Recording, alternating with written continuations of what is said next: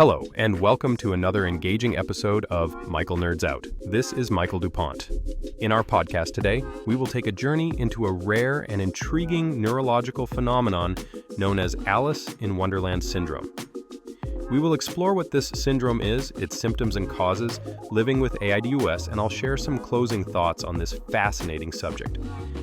So, buckle up and let's deep dive into the surreal world of neurological wonders. Our first insight into Alice in Wonderland syndrome, or AIWS, comes from the whimsical world of Lewis Carroll's famous novel. Characterized by distortions of visual perception, the sense of body image, and the experience of time, imagine feeling larger or smaller than your actual size or observing objects around them morph in size. It is like stepping into Alice's adventures in Wonderland, eerily so. This syndrome was first identified by Dr. John Todd back in the 1950s. But despite decades of research, it's still not fully understood. According to a study in the Brain Journal back in 2016, AIWS is primarily associated with migraines, yet it can also occur with viral infections, epilepsy, or even due to certain drugs. Here's a fascinating aspect. Patients experience micropsia, macropsia, and visual hallucinations, resulting in a rather disorienting and distressing experience. Moving forward, let's talk about the symptoms and causes of AIWS. Although these episodes of altered perception are often transient, they can significantly impact the daily life of those affected.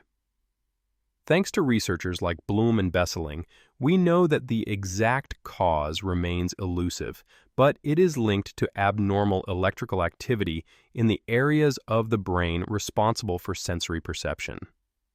Conditions such as Epstein-Barr virus, Lyme disease, and temporal lobe epilepsy are sometimes associated with triggering these symptoms. So what's life like living with AIWS? As per a study published in the Journal of Pediatric Neurology in 2019, children are diagnosed more frequently than adults, perhaps due to differences in brain development and the way symptoms are reported and perceived. While it may be daunting, there are ways to cope. The central focus often lies on treating the underlying factor causing these symptoms. For instance, if migraines are the trigger, migraine medication may help. Cognitive behavioral therapy and counseling have also shown promising results in helping individuals navigate through the psychological aspects of this syndrome.